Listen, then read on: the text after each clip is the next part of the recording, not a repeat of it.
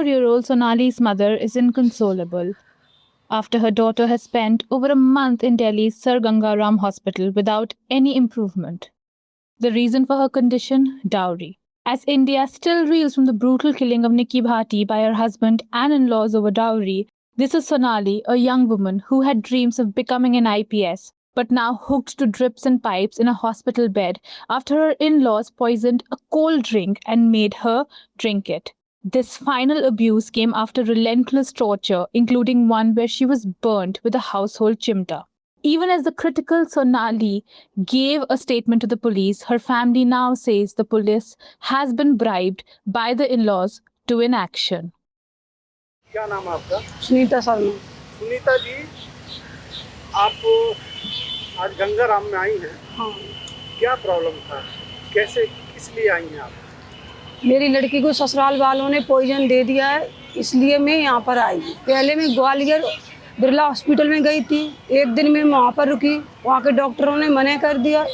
फिर मैं sir Gangaram hospital Delhi आई हूँ। यहाँ मुझे आए 1 महीना 5 दिन हो गए हैं, कोई मतलब अभी वो नहीं है कि लड़की में सुधार।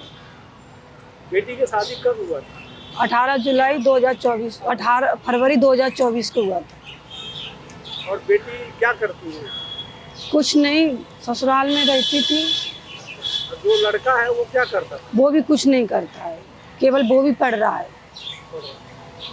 तो उसने अचानक क्यों जहर दिया, क्या दिया, पूरा बताइए। दहेज आपकी क्या बोली पूरी कहानी? 19 जुलाई को उसने रात के फ़ोन किया, मम्मी इन्होंने मुझे 9:30 बजे के टाइम पे पेप्सी में कुछ ज़बरदस्ती पिला दिया है और ये मुझे घबराहट हो रही है, ये मुझे लेके नहीं जा रहे हैं। रात के 12 बजे फ़ोन आया था उसका, तो मैंने उसकी पति को फ़ोन लगाया सोनाली को, क्योंकि आदित्य सोनाली को हॉस्पिटल क्यों नहीं लेके जा रहे। तो उसकी सास बोली रात के 12 बजे कौन से हॉस्पिटल जाना है, रात के 12 बजे कोई हॉस्पिटल नहीं खुलता है। तो मैंने फ़ोन काट दिया। फिर मैंने अपने रिश्तेदारों को फ़ोन लगाया और बोला सोनाली की तबीयत बहुत ख़राब है, इसका फ़ोन आया, उसकी सास ने पेप्सी में कुछ ज़बरदस्ती पिला दिया है, तो आप चले जाओ। तो वो गया, तो उसने बाहर से बहुत दरवाज़ा खटखटाया और मतलब बहुत कोशिश करी अंदर जाने की। तब तक सोनाली का फ़ोन फिर आ गया, बोली मम्मी ये लोग बाहर भी नहीं जाने दे रहे हैं, मेन डोर की चाबी इन्होंने गुम कर दी है, बोल रहे हैं चाबी नहीं मिल रही है, मुझे बहुत घबराहट हो रही है, मुझे छत पर भी नहीं जाने दे रहे हैं। तो जो लड़का मैंने लेने के लिए भेजा था उसने हंगामा भी किया, बहुत मतलब बैल बजाई, कुछ मतलब नाकाम हुआ। तो उस बगल वाले मकान से जाकर उसने सोनाली को अंदर से निकाला, तब बिरला हॉस्पिटल में लेके आए। और बिरला हॉस्पिटल में करीब 19 तारीख को रात के 1-1:30 बजे पहुँचे थे और 20 को मैं ग्वालियर से बिरला यहाँ के लिए रवाना हो गई थी, सर गंगाराम हॉस्पिटल के लिए। तब से ऐसी हालत नहीं है, उसमें कोई सुधार नहीं है। जहर क्यों दिया? दहेज के लिए परेशान कर रहे थे, कहीं बुलेट लाओ, कहीं 4 पहिया गाड़ी लाओ, कहीं माइक्रो बैग लाओ, कहीं कुछ लाओ, बार बार उसे परेशान कर रहे थे। उसे जलाया भी था 15 दिन पहले। तो मैंने पूछा भी था कुछ परेशानी हो तो बताओ, तो वो यही बोल देती, उनकी सोनाली शर्मा के पिता हार्ट मरीज हैं, तो वो यही बोलती थी कि मम्मी मैं घर पर आऊँगी रक्षाबंधन पर तब आके बताऊँगी, अभी कुछ नहीं बताऊँगी, पापा की तबीयत खराब है तो मैं घर पर ही आके बताऊँगी। तो रक्षाबंधन आ ही नहीं पाया, तब तक उन्होंने 19 जुलाई को पेप्सी में पॉइजन मिला के पिला दिया। और दहेज के लिए करते थे, मैंने फिर भी बोला था कुछ मांगोगी तो मैं दे दूँगी, और उन्होंने एक भी नहीं सुनी। और पुलिस को भी उन्होंने, महाराजपुरा थाना की पुलिस को भी उन्होंने खिला पिला के रख दिया है, वो भी कुछ सुनवाई नहीं कर रही है।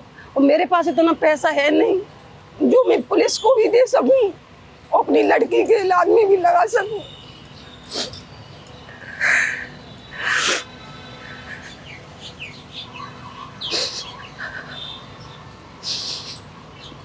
जब आपने शादी किया था तो कोई दहेज दिया था? वो मैंने अपनी इच्छा के अनुसार दिया था, 14.5 लाख रुपए, सामान वगैरह भी बहुत कुछ दिया था मैंने उसको। इतना घटना होने के बाद आपकी कोई मदद किया? कोई मदद नहीं है, पुलिस वाले कोई मदद नहीं कर रहे हैं। क्या बोला पुलिस वाले? कुछ नहीं बोल रहे हैं। पहले तो वो FIR भी नहीं लिख रहे थे, जैसे तैसे FIR भी लिखी है, तो उसमें कोई ऐसा केस नहीं लगाया है इसलिए हमारी कोई मदद हो सके। मुझे अटेम्प्ट टू मर्डर चाहिए, वो कुछ नहीं लगाया है, पैसे खा के रखे हैं, उसने खुद बयान दिया था सोनाली शर्मा ने, मेरी सास है अनीता शर्मा, ससुर राजेश शर्मा, पति आदित्य शर्मा, ननद सपना शर्मा, तो उनको तो अग्रिम सपना शर्मा को तो अग्रिम जमानत भी दे दी है। अभी केस स्टार्ट नहीं हुआ तब तक उसको जमानत भी दे दी। इतना पैसा पुलिस ने खा के रखा है और मेरे पास इतना पैसा है नहीं कि मैं पुलिस को भी खिलाऊं और अपनी बच्ची का इलाज भी कराऊं। पुलिस कुछ सुनवाई नहीं कर रही है। मेरी सबसे यही गुजारिश है कि मेरी सुनवाई की जाए। लड़का क्या पैसे वाला था क्या? ऐसा तो कुछ पैसे वाला भी नहीं था, पर वो दहेज के उनके मेन कारण था दहेज। हाँ। तो कोई आपके फैमिली में कोई मदद किया हो, चाहे आपके अड़ोस पड़ोस में कोई आपका मदद किया कि हम मदद करते हैं? किसी ने कोई मदद नहीं की। अब क्या, अब सरकार से आप क्या कहना चाहेंगे? सरकार से हम यही कहना चाहेंगे, मोदी जी का नारा है बेटी बचाओ बेटी पढ़ाओ, यहाँ तो उसका उल्टा हो गया कि पैसे खाओ बेटी को मरवाओ और कुछ नहीं है, यही हो गया। पुलिस वाले पैसे खाते हैं और बेटियों को मारते चले।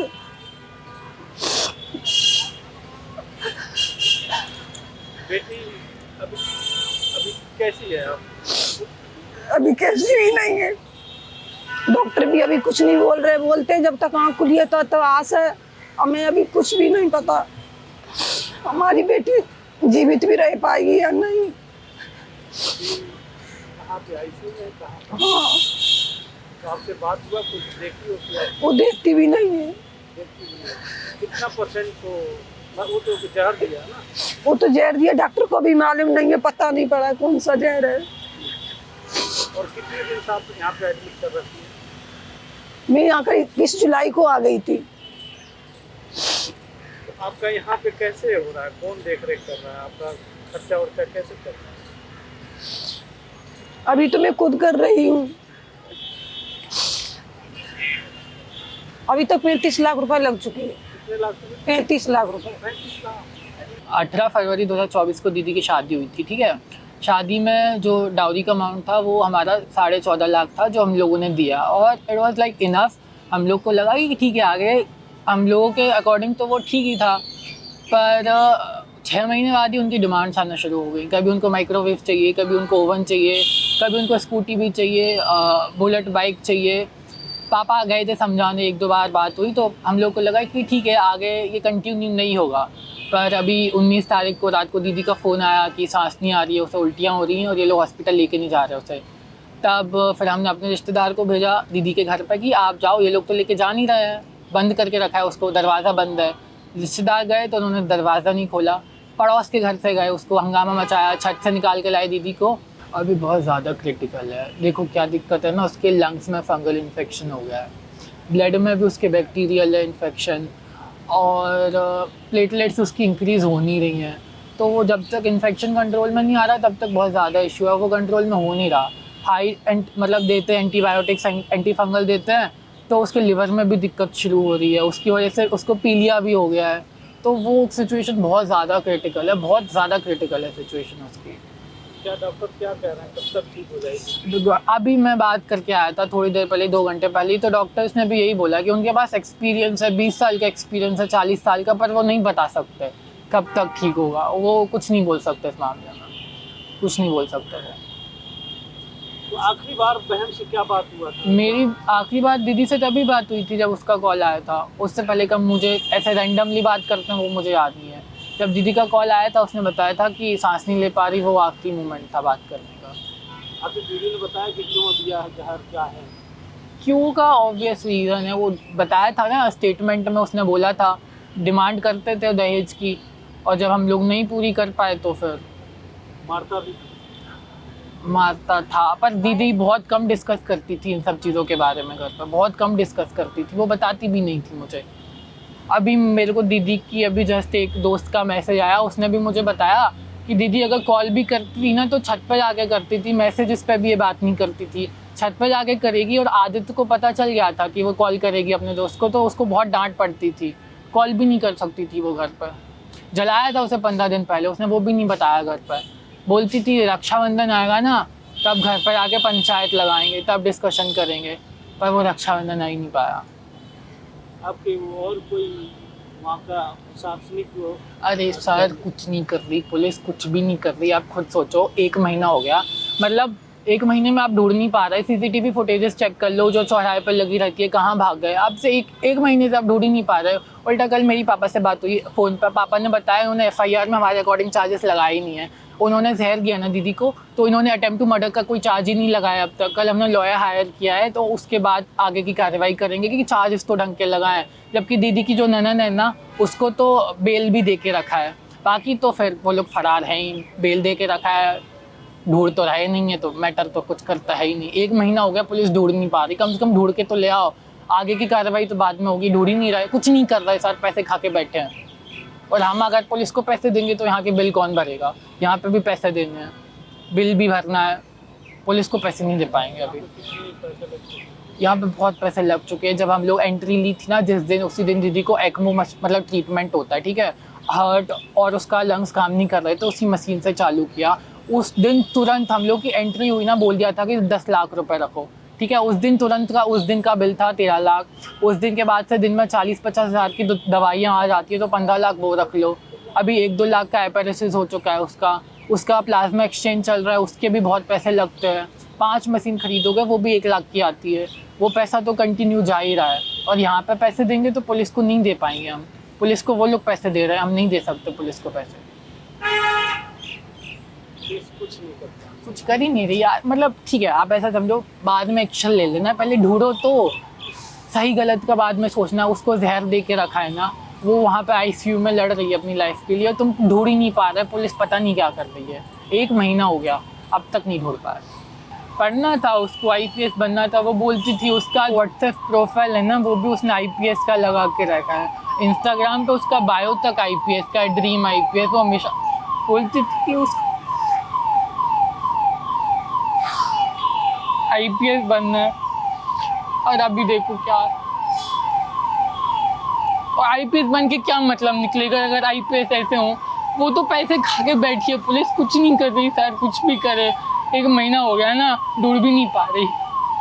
क्या मतलब की पुलिस है, कुछ काम की है ही नहीं वो पुलिस तो।